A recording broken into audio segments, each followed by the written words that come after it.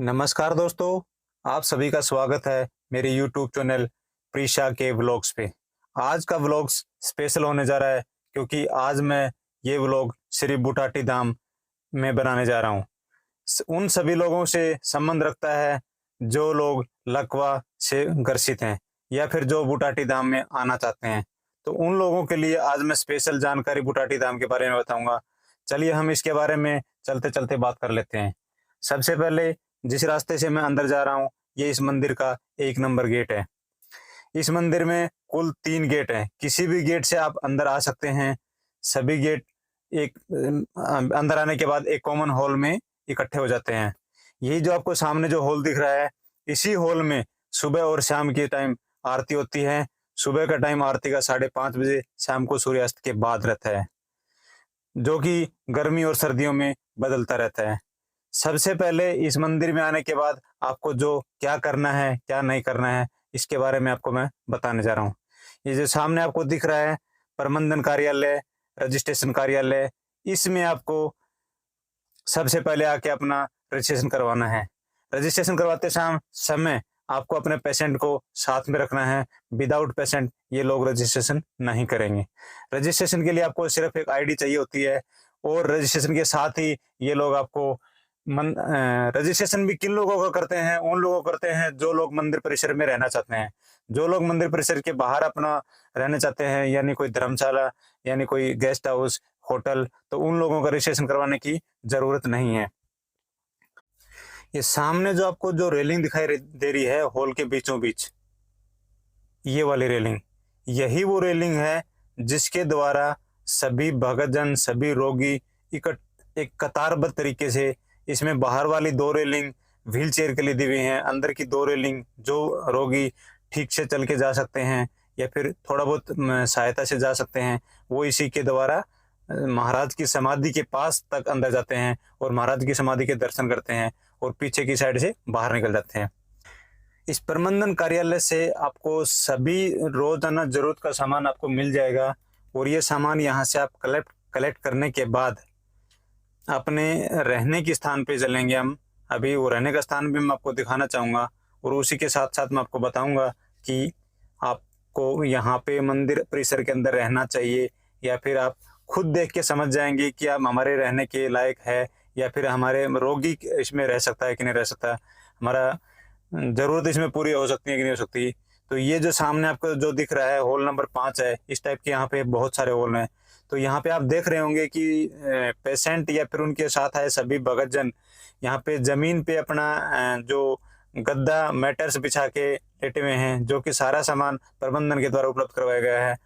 उसमें उन पेशेंट को थोड़ा दिक्कत आ सकता है जो लोग जमीन पे लेटने में असमर्थ हैं, क्योंकि बहुत सारे पेशेंट होते हैं जो जमीन पे लेटने में असमर्थ होते हैं। सामने जो आपको ये रूम दिखाई दे रहे हैं, ये भी सेम कंडीशन है। हालांकि इनमें प्राइवेसी है, सभी सेपरेट रूम है, लेकिन गद्दे की व्यवस्था इनमें भी है और बेड की व्यवस्था इनमें भी नहीं है।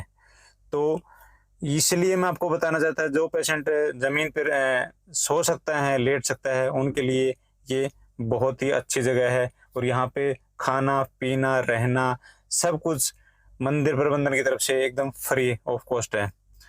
दूसरा एक बड़ा कारण है जो मैं आपको शेयर करना चाहूँगा कि यहाँ पे जैसे सभी लोग कॉमन तरीके से रह रहे हैं, उसी तरीके से जैसे आप सामने देख रहे हो, ये बहुत बड़ा हॉल है, यहाँ पे सभी लोग साथ में रह रहे हैं।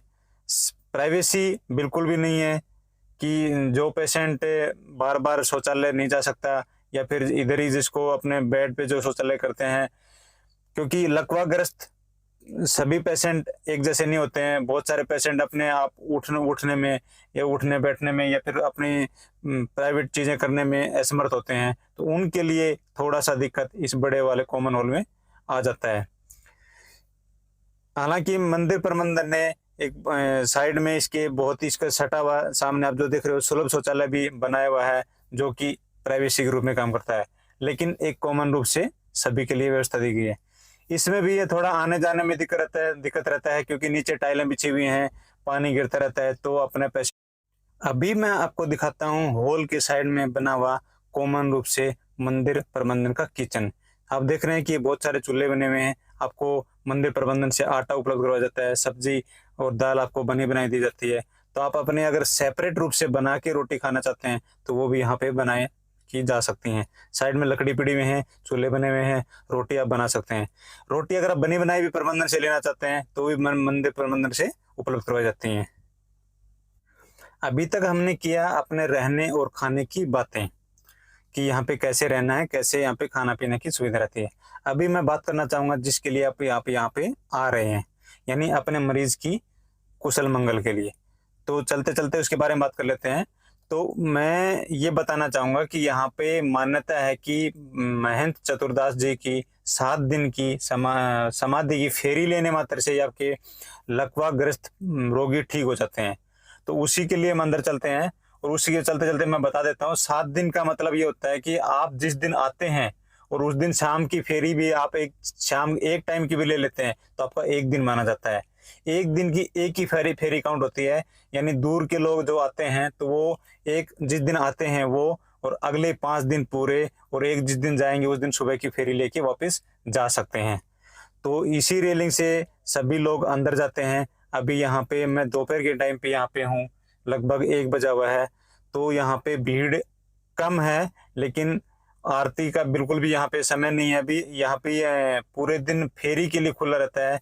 मैं पंडित जी अंदर बैठे रहते हैं, सभी को जो भी अपने जो उनका रीति रिवाज है, पूजा विधि है, वो उनकी पूरी करवाते रहते हैं। इसी रेलिंग से हम अंदर चलते हैं। ये सामने जो आपको मंदिर दिख रहा है, देखो आप देख रहे होंगे दिन में भी बहुत सारे भगतजन यहाँ पे आते रहते हैं और पूरा दिन यहाँ पे खुला रहता है। ये मंदिर रात को 9 बजे बंद होता है और सुबह 4:30 बजे खुलता है। तो सुबह 4:30 से शाम को 10 बजे तक यहाँ पे मंदिर खुला रहता है। तो आप पूरे दिन कभी भी फेरी समाधि की लगा सकते हैं और यहाँ पे कोई रोक टोक किसी प्रकार की नहीं है। आरती में अगर आपको मिलना है तो सुबह 5:30 बजे आपको यहाँ पे प्रेजेंट रहना होगा और शाम को सूर्यास्त के बाद, जैसे अभी थोड़ा गर्मी और सर्दी का मिक्स मौसम चल रहा है, तो यहाँ पे लगभग 6:30 बजे के आसपास आरती होती है। अभी यहाँ पे मैं अंदर जा रहा हूँ। यहाँ पे 4 सीढ़ियाँ हैं। थोड़ा सा अगर पेशेंट आपका ज़्यादा परेशानी में है तो उसको चढ़ाने में थोड़ा दिक्कत रहता है। यहाँ पे हम घंटी बजाते हुए मंदिर के अंदर प्रवेश कर जाते हैं। अभी एकदम हम घंटी बजाया और मैं प्रवेश कर गया एकदम, जिसमें जैसे मंदिर का गर्भगृह बोलते हैं ना, उसमें मैं अंदर आ गया। सामने महंत चतुरदास जी की समाधि है, उनकी प्रतिमा लगी हुई है, जिसके हम दर्शन मात्र करने से ही पेशेंट ठीक हो जाते हैं। यहाँ पे देखो दिन में भी कितना भीड़ है और यहाँ पे सामने जो आपको पंडित जी दिखाई दे रहे होंगे, उनके सामने प्रतिमा लगी हुई है और इसका दर्शन करने हैं। दर्शन करने से के बाद यहाँ पे हम यहाँ से बाईं तरफ से होते हुए हम बाहर निकल जाएंगे। एक छोटा सा क्लिप मैंने यहाँ पे बीच में डाला है, जो कि कल शाम के टाइम का मैंने खुद यहाँ पे प्रेजेंट था। उस टाइम की यहाँ पे मैं आपको भीड़ दिखाना चाह रहा था। यहाँ पे इतनी भीड़ होती है, देखो आपके सामने, कि मतलब मुझे लगता है कि 2 से 2,500 पेशेंट इसके पेशेंट रोगी भगतजन आप कुछ भी बोल सकते हैं, वो यहाँ पे प्रेजेंट रहते हैं और सभी लोग दर्शन करते हैं, फेरी लगाते हैं और उसके बाद धूना में अपना नारियल को चढ़ाते हैं, वहां से बबूते लेते हैं और अपने पेशेंट की मालिश करते हैं। बाएं तरफ से बाहर निकलने के बाद ये मंदिर के साइड से रास्ता है जहाँ से भगतजन पेशेंट बाहर निकलते हैं। ये मंदिर के बाएं साइड से होते हुए मैं आपको दिखाना चाहूँगा, जहाँ पे सामने पंडित जी दिख रहे हैं आपको, यहाँ से बाहर निकले और ये बाएं साइड से हम पीछे जा रहे हैं। अभी ये एक फेरी परिक्रमा को इसको हम बोलेंगे, जैसे हम देसी भाषा में फेरी बोल देते हैं, हिंदी में बात करेंगे तो हम परिक्रमा बोल देते हैं। और ये परिक्रमा ये बाएं साइड से होती हुई पीछे की साइड, जो सामने आपको रेलिंग वाला गेट दिख रहा है, उस गेट तक इसकी परिक्रमा एक दिन की पूरी हो जाती है। तो यहाँ से हम बाहर निकले अब, तो यहाँ पे अपनी एक परिक्रमा आज की पूरी हो।